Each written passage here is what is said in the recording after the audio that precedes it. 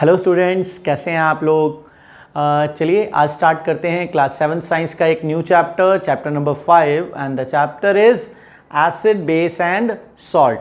particularly in this chapter we will divide the substances available around us on the basis of their chemical nature. okay, जो substances हैं उनको chemical nature के base पे कैसे classify करते हैं या divide करते हैं उसके बारे में स्टडी करेंगे. okay, so which kind of divide, what is the basis of division? Basis of division here the substances are acidic or basic or salt. ठीक है, जो भी सब्सटेंसेस होती हैं वो केमिकल, जो उनका डिवीज़न अगर हम करते हैं केमिकल प्रॉपर्टीज़ के बेस पे, तो ये एक उसका टाइप है कि जो सब्सटेंसेस हैं वो एसिडिक हैं, बेसिक हैं या सॉल्ट हैं. ये एसिड बेस या सॉल्ट क्या होता है, इसको हम कैसे आइडेंटिफाई करते हैं, वो हम पढ़ते हैं आज. ठीक है, तो सबसे पहले हमारे जो नॉर्मली हमारी लाइफ में जो रूटीन में हम चीज़ें यूज़ करते हैं, the things we are using in daily life, those are we can say kind of like lemon juice, orange juice, otherwise detergent और soap, these kind of things. Okay, तो इन सब चीज़ों को हम कैसे डिवाइड करते हैं या इनको कैसे आइडेंटिफाई करते हैं और इनको हम केमिकल प्रॉपर्टीज़ के बेस पे कैसे डिवाइड करेंगे. देखिए, कुछ सब्सटेंसेस होती हैं जो टेस्ट में थोड़ी सॉर होती हैं. सॉर मीन्स खट्टी. ठीक है, तो उन्हें हम बोलते हैं एसिड्स. उनमें उनकी केमिकल प्रॉपर्टी क्या होती है कि वो एसिडिक इन नेचर हैं. ठीक है, और वो जो खट्टापन है, वो जो सॉर सब्सटेंस है, वो क्यों है? Because that substance having acid in it. वो कौन सा एसिड होता है वो सब आगे की बातें हैं. अभी के लिए ये ज़रूरी है कि जो सब्सटेंसेस टेस्ट में थोड़ी सॉर होती हैं, उनमें वो सॉर क्यों होती हैं? Because there is one kind of acid present in it. उनमें कुछ एसिड्स होते हैं, उसकी वजह से उनका टेस्ट जो होता है वो सॉर होता है. ठीक है, तो एसिड के बारे में हम क्या स्टडी कर सकते हैं? Acids are sour in taste. Okay, acids जो होते हैं वो टेस्ट में थोड़े सॉर होते हैं, खट्टे होते हैं. ठीक है, ऑन अदर हैंड अगर हम बात करें बेसिस की, कि बेसिस क्या होते हैं, तो कुछ सब्सटेंसेस जो टेस्ट में थोड़ी बिटर होती हैं, कड़वी, वो क्यों होती है कड़वी? Because there is a base present in it. उनमें बेस होता है. तो बेस की आइडेंटिफिकेशन कैसे होगी कि वो टेस्ट में क्या है? कड़वे हैं. So bases are bitter in test.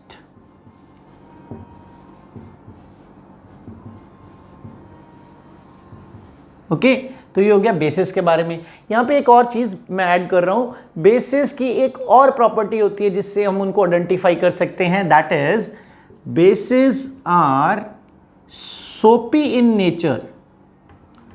सोपी मीन्स सोप जैसा बिहेव. सोप जैसा बिहेव कैसे होगा कि जैसे हम सोप लेके उसमें थोड़ा वाटर से अगर रब करते हैं तो उसमें झाग बनना शुरू हो जाता है, फॉर्म, तो वो नेचर बेसिस में होता है. बेसिस आर सोपी इन नेचर. ठीक है, सो दिस इज अबाउट बेसिस. तो ऐसे सब्सटेंस जो जिनमें ये एसिड प्रेजेंट होते हैं, तो उनकी जो केमिकल प्रॉपर्टीज होती हैं हम उन्हें उसे क्या कहते हैं? एसिडिक. उसको क्या कहते हैं? एसिडिक, कि वो एसिडिक सब्सटेंस है. सिमिलरली जिसमें बेस प्रेजेंट है तो उसका केमिकल प्रॉपर्टीज, उस सब्सटेंस की जो केमिकल प्रॉपर्टीज हैं हम उन्हें क्या बोल देते हैं? बेसिक. ठीक है, तो यहाँ पे जैसे अगर हम किसी सब्सटेंस की बात करेंगे, उसमें अगर एसिड प्रेजेंट है तो हम कहते हैं ये एसिडिक सब्सटेंस है. अगर किसी सब्सटेंस में बेस प्रेजेंट है तो हम उसे कह देते हैं कि this is a basic substance. Okay, तो इसको ध्यान रखिएगा. अब देखते हैं इनके एग्जाम्पल्स क्या हैं. तो मैंने आपको बताया कि टेस्ट में जो सॉर होते हैं, स्टार्ट ही मैंने एग्जाम्पल से किया था. दैट इज अगर कोई सब्सटेंस, एसिडिक सब्सटेंसेस के अगर एग्जाम्पल की बात करते हैं तो हम ले सकते हैं लेमन जूस. ठीक है, या फिर कर्ड भी एसिडिक होता है. बेसिक की अगर बात करूं, मैंने आपको सिंपल स्टार्ट में जो एग्जांपल बताया, सोप. ठीक है, या soap and then after detergent जो हम यूज़ करते हैं वॉशिंग के लिए, नॉर्मल लैंग्वेज में सर्फ बोल देते हैं, जिसको सर्फ एक्सेल की ऐड आती है ना, तो वैसे सर्फ भी बोल देते हैं, या फिर डिटर्जेंट. ठीक है, तो ये कुछ एक एग्जांपल्स हैं. और भी बहुत से एग्जांपल हैं. मिल्क ऑफ मैग्नीशिया इसका एग्जांपल है बेस का. लाइम वाटर इसका एग्जांपल है. तो आपको ये मिलेंगे आगे आपकी बुक में पढ़ने के लिए, ठीक है। So these are the acid और बेस क्या होते हैं, एसिडिक सब्सटेंस और बेसिक सब्सटेंस क्या होते हैं, या उनके कुछ एग्जाम्पल्स। अब बात करते हैं एक न्यू टर्म जो आपकी बुक में और इंट्रोड्यूस हुआ है इस चैप्टर में, दैट इज इंडिकेटर। इंडिकेटर क्या होता है? इंडिकेटर, देखिए जैसा इसकी जो ये स्पेलिंग है, इसके जो ये जो वर्ड है इंडिकेटर, इसी से ही पता लग रहा है जो कुछ इंडिकेट कर रहा है। इंडिकेटर क्या है? जो इंडिकेट कर रहा है। बाइक वगैरह में इंडिकेटर होता है ना कि अगर लेफ्ट टर्न होना है तो लेफ्ट टर्न वाला इंडिकेटर जो बल्ब होता है वो ब्लिंक करने लगता है। इट मीन्स सामने वाले को वो इंडिकेट कर रहा है कि जो ये व्हीकल है ये अब राइट साइड टर्न होगा। अगर लेफ्ट वाला इंडिकेट ब्लिंक कर रहा है तो मीन्स व्हीकल जो है वो लेफ्ट साइड में टर्न होगा। बट यहाँ पर इंडिकेटर क्या है? यहाँ तो कोई बल्ब है नहीं जो इंडिकेट कर रहा है। तो यहाँ पर इंडिकेटर हमें ये इंडिकेट करता है कि अगर हमारे पास कोई सब्सटेंस है तो वो एसिडिक इन नेचर है या बेसिक, या वो एसिड है या बेस है। ये चीज़ हमें कहाँ से पता लगेगी? With the help of indicator. अभी जैसे हमने एग्जांपल लिया कि लेमन जो है वो तो एसिडिक है और जो सोप है वो बेसिक है। लेकिन अगर कोई ऐसी सब्सटेंस हो जिसके बारे में हमें नहीं मालूम है कि ये सब्सटेंस जो है वो एसिडिक है या बेसिक है, तो उसको आइडेंटिफाई करने के लिए हम इंडिकेटर्स का यूज़ करते हैं। So indicators are special substances. Okay, मैं ये शॉर्ट लिख रहा हूँ, यहाँ पे SPL लिख के डॉट लगा दिया, mean special, SUB mean substance. आप जब एग्जाम्स में लिखोगे आप फुल लिखोगे, यहाँ पे due to limitation of space मैं ये शॉर्ट में लिख रहा हूँ, ठीक है। So indicators are special substances which shows us about chemical nature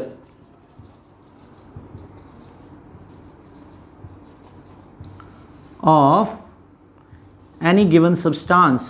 जो भी हमारे पास सब्सटेंस होगी उसके बारे में बताएंगे। that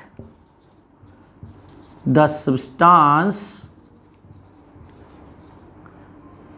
is acidic और बेसिक, कि हमें उसके केमिकल नेचर में भी ये बताएंगे। केमिकल नेचर में कई और बहुत सी प्रॉपर्टीज होती हैं, लेकिन अभी जो इंडिकेटर की हम बात कर रहे हैं वो हमें ये बताएगा कि जो सब्सटेंस हमें दिया हुआ है कोई भी सैंपल की फॉर्म में वो एसिडिक है या बेसिक है। तो this is the definition of indicator. आपकी बुक में भी ये डेफिनेशन दी है, ज़रूरी नहीं है कि आपको यही नोट करनी है, तो जस्ट मैंने आपको एक्सप्लेन करने के लिए लिखी है। आप बुक से भी इसको ढंग से लर्न कर सकते हो। Okay, so this is about indicator. अब इंडिकेटर से हमें पता लग गया कि जो सब्सटेंस है वो एसिडिक है या फिर बेसिक है।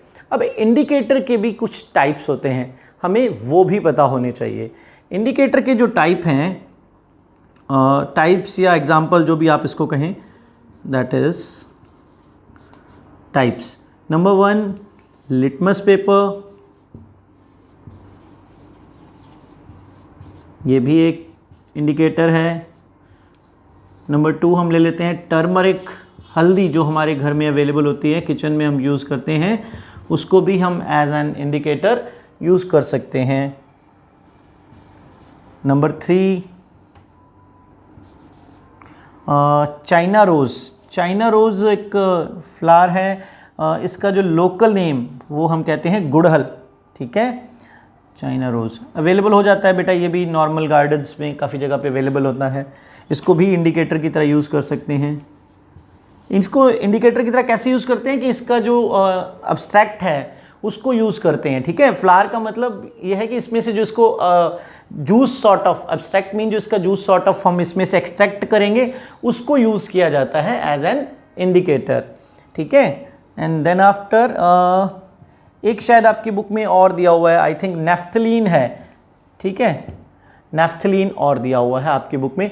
These are the normal indicators जो यूज़ में होते हैं। आपके सिलेबस में अभी और भी बहुत से इंडिकेटर होते हैं, लेकिन आपकी बुक में जो दिए हुए हैं यही 3-4 हैं, ठीक है। तो इसमें से जैसे मैं आपको लिटमस पेपर और टर्मरिक का जो यूज़ है वो एक्सप्लेन कर देता हूँ। बाकी के यूज़ आपकी बुक में नहीं दिए हुए हैं, सिर्फ उनके एक 1 लाइन की या 2 लाइन की कुछ प्रॉपर्टीज़ हैं जो आपको स्टडी करनी है। ओके, तो फर्स्ट ऑफ ऑल देखते हैं लिटमस पेपर।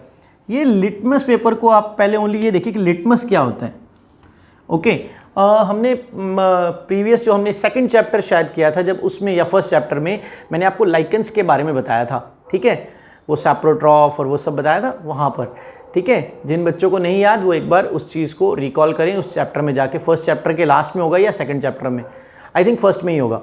तो यहाँ पे देखिए लाइकेंस जो होते हैं उनमें से ये लिटमस एक्सट्रैक्ट किया जाता है एंड उस लिटमस को पेपर फॉर्म में कन्वर्ट किया जाता है और उसे यूज़ किया जाता है इंडिकेटर के तौर पे। ये इंडिकेटर के तौर पे कैसे यूज़ होता है वो देखिए। लेट्स से कि हमारे पास कोई दो सॉल्यूशन है, ये मैंने दो बीकर ले लिए, ठीक है, इसमें इसको सॉल्यूशन 1 दे दिया एंड इसको सॉल्यूशन 2 टाइटल दे दिया, ठीक है। अब सबसे पहले क्या करेंगे, सॉल्यूशन 1 में कोई भी हमने इन दोनों में, हम अभी जो सॉल्यूशंस ले रहे हैं वो नॉन सॉल्यूशन जो हमें पता होते हैं मैं वो सॉल्यूशन ले रहा हूँ, ठीक है। लाइक से कि सॉल्यूशन 1 मैंने इसमें लेमन जूस ऐड कर दिया,